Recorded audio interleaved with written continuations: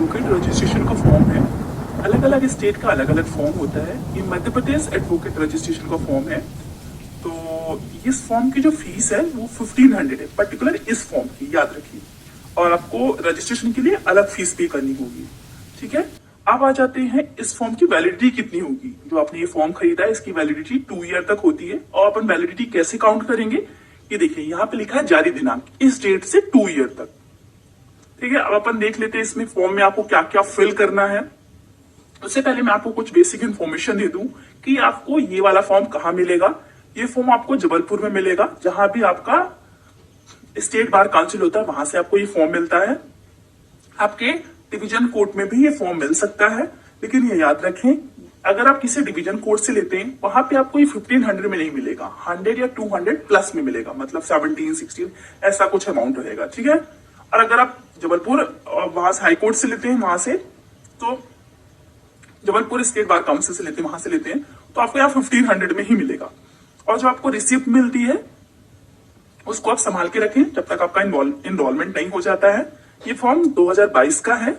तो देख लेते हैं आपको इस फॉर्म में क्या क्या फिल करना है। यहाँ आवेदक का नेम आएगा, यहाँ आएगा उसकी प्लेस ऑफ प्रैक्टिस, कि जैसे आपको कहाँ प्रैक्टिस करनी है, इंदौर, भोपाल, ग्वालियर, जबलपुर या फिर सीहोर, बिरसा, जहां भी आपको प्रैक्टिस करनी है वहां मेंशन कर दीजिए। फिर जन्म तिथि, अपना डेट ऑफ बर्थ यहाँ फिल करिए। यहाँ आप किस कैटेगरी से बिलोंग करते हैं यहाँ फिल करिए।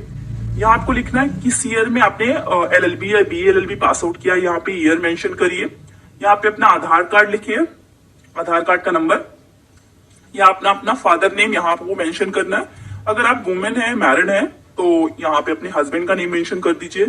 ये पत्र व्यवहार के लिए अपना एड्रेस यहाँ पे मेंशन करना है। यहाँ पे अपना पिन कोड लिखिए, मोबाइल नंबर आप ये ध्यान रखिए, वो मोबाइल नंबर दीजिए जो आपको लॉन्ग टाइम जिस मोबाइल नंबर को आप यूज करना चाहते हैं।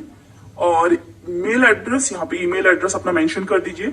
यहाँ पे जिस कॉलेज से आपने पास आउट किया है, BLLB, LLB, यहाँ मेंशन करिए। यहाँ आपने अगर LLB किया 6 सेमेस्टर तक मेंशन करिए, जिस सेमेस्टर में मतलब जैसे फर्स्ट सेमेस्टर आपने किस ईयर पास आउट किया है, second, third, fourth, fifth, six ऐसे। और अगर आपने BLLB किया है तो 10 सेमेस्टर तक फिल करिए।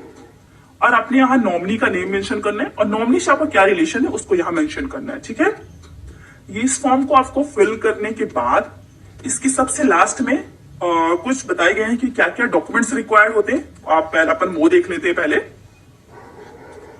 तो चलिए अपन डॉक्यूमेंट्स देख लेते हैं। तो देखिए इस फॉर्म के साथ आपको क्या क्या डॉक्यूमेंट्स भेजने होंगे। देखिए आप 2 तरीके से इस फॉर्म को सबमिट कर सकते हैं। आप खुद ही जाकर के हाई कोर्ट में जाकर के सबमिट कर दीजिए, आपका ये एक तरीका ये होता है। और अगर आप बाय पोस्ट भेज रहे हैं, किसी के थ्रू भेजिए, कैसे भेज रहे हैं आप, किसी एडवोकेट के थ्रू या आपके जहां जिस बार में आपका रजिस्ट्रेशन है वहां के अध्यक्ष के थ्रू, जैसे भी भेज रहे हैं वहां पे आपको DD बनवानी पड़ती है। बट आप हैंड टू हैंड देते हैं, मतलब जबलपुर हाईकोर्ट में जाके सबमिट करते हैं तो वहां DD सबमिट नहीं होती है। वहां पे आपको वहां पे जो बैंक है वहां पे चालान सबमिट होगा। वही स्टेट बार काउंसिल में है, बैंक भी है, तो वहां पे आपको चालान के थ्रू डिपॉजिट करने पड़ते हैं अमाउंट। ठीक है, अब अपन देख लेते हैं क्या क्या चाहिए डॉक्यूमेंट्स। जन्म तिथि प्रमाण पत्र चाहिए। अगर आपका जन्म तिथि प्रमाण पत्र नहीं है तो आप 10th की मार्कशीट दे देंगे तो वो सफिशिएंट होगा। ठीक है ना, और इसकी फोटोकॉपी 11th 12th दोनों की आप फोटोकॉपी अटैच करिए। और फिर BA, BCom, BSc जो किया है तो सारे सेमेस्टर की ले लीजिए मार्कशीट की फोटोकॉपी, और डिग्री की फोटोकॉपी ले लीजिए। अपने MA, MCom, MSc जो भी PG डिग्री ली है उसके सारे सेमेस्टर की फोटोकॉपी ले लीजिए और डिग्री की फोटोकॉपी। BLLB किया है आपने, LLB किया है तो सारे सेमेस्टर की मार्कशीट और उसकी डिग्री की फोटोकॉपी। ठीक है, महाविद्यालय का नियमित प्रमाण पत्र, ये रेगुलर सर्टिफिकेट जो है वो आपके कॉलेज से बनता है। आप इसको बनवाने के लिए 1 या 2 डेज का टाइम लगेगा। अपने डिपार्टमेंट में जाइए, वहां पे अपने सारे सेमेस्टर की मार्कशीट की फोटोकॉपी अटैच करिए, उन्हें दे दीजिए तो आपका रेगुलर सर्टिफिकेट बना के दे देते हैं वहां से। ठीक है, फिर आपके प्रमाण पत्र लगते हैं, जैसे कि वो ST SC OBC के लिए एक्चुअली ये पर्टिकुलर पॉइंट है। तो अगर आपकी जाति प्रमाण पत्र लगते हैं तो आप वो दीजिए। फिर चालान की प्रतियां, फिर LLB प्रोविजनल प्रमाण पत्र। अगर आप पास डिग्री नहीं है LLB की, BLLB की, तो आप प्रोविजनल भी डिग्री अटैच कर सकते हैं।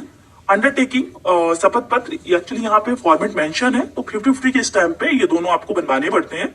जो मैं आपके फॉर्म में आपको 2 फोटो अटैच करनी होती है और 2 फोटो आपको भेजनी होती है छोटे से एनवेलप में रख के, ठीक है। तो याद रखिए टोटल 4 फोटो आपको रिक्वायर्ड होती है। ये डीडी बनती है, फी स्ट्रक्चर जब आपको बताया जाएगा उसमें मेंशन होगा कौन कौन सी डीडी आपको लगेगी, मतलब डीडी कितने अमाउंट की डीडी, किस डीडी में क्या क्या नेम, किसकी नेम से बनेगी, तो ये नेम मेंशन है कि डीडी आपको अटैच करनी है। और याद रखिए जब आप जो फोटो भेजेंगे वो बैंड लगी हुई फोटो नहीं होनी चाहिए। और ये जो डॉक्यूमेंट्स है ना, इन डॉक्यूमेंट्स की फोटोकॉपी के 2 सेट बनते हैं। दोनों सेट को आपको सत्यापित कराना पड़ता है। आप तो नोटरी सत्यापित करवा सकते हैं या कि वहां के बाहर के अध्यक्ष से भी सत्यापित करवा सकते हैं। तो चलिए अब इसके बाद अपन देख लेते हैं फी स्ट्रक्चर क्या है। तो फी स्ट्रक्चर देख लेते हैं। तो सबसे पहले अपन ये जान लेते हैं कि एससी और एसटी की अलग फीस लगती है और जनरल और ओबीसी की अलग फीस लगती है। तो अपन पहले जनरल वाला देख लेते हैं। आप साइड में एससी और एसटी वालों को भी देख सकते हैं, ठीक है। आप जिस कैटेगरी से बिलोंग करते हैं उसके हिसाब से देख लीजिएगा। ये दोनों आपको देख पा रहे होंगे।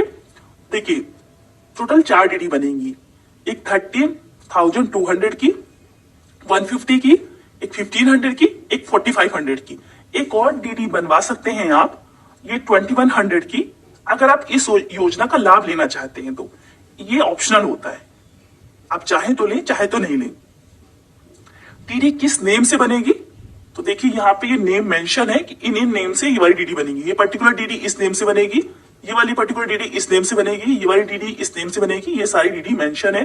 अब देखिए जो लोग ऑलरेडी अभी कुछ सर्विस में है, रिटायरमेंट के बाद रजिस्ट्रेशन कराते हैं तो उनके लिए भी अलग अमाउंट लगता है, ठीक है। 45 प्लस वालों के लिए अलग अमाउंट लगता है। तो ये याद रखिए कि अलग अलग एज ग्रुप के लिए अलग अलग आपको अमाउंट रजिस्ट्रेशन फीस पे करनी पड़ती है।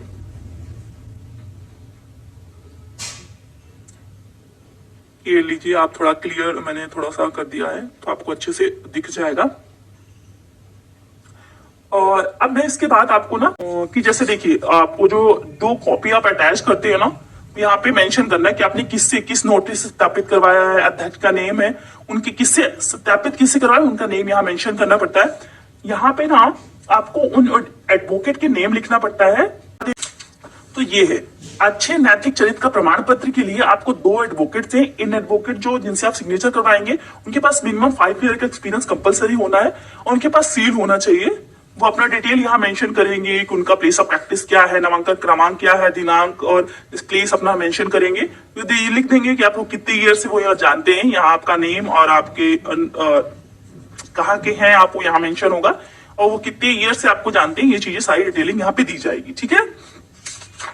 अपन देख लेते हैं। यहाँ पे आपको एक फोटो अटैच करनी है। इससे पहले एक पेज और है, वहां पे भी आपको एक फोटो अटैच करनी पड़ती है। और फिर देख लेते हैं, और ये सारी चीजें आपको फिल करनी पड़ती है। कहीं भी जहां भी सिग्नेचर वगैरह मेंशन है ना, वहां आपको ब्लैंक नहीं रखना है, वहां पे आपको सिग्नेचर करना कंपलसरी। ये अंडरटेकिंग का फॉर्म है जो 50 रुपीज के स्टैंप पे, 50 के स्टैंप पे बनेगा, ठीक है ना। 50 रुपीज नहीं, सॉरी 50 के स्टैंप पे बनेगा। तो ये देखिए यहाँ पे क्या क्या चीजें मेंशन करनी है, ये ऑलरेडी लिखा हुआ है। और इसके बाद पड़ता है एक शपथ पत्र रहेगा। शपथ पत्र में आपको सारी डिटेल जो मांगी गई वो आपको देनी होगी। और ये 50 के भी स्टैंप में ये भी बनेगा। तो चलिए, फिर भी कोई क्वेरी हो या कुछ पॉइंट मुझसे मिस हो गया हो तो आप मुझसे कमेंट सेक्शन पे पूछ सकते हैं। Okay, thank you.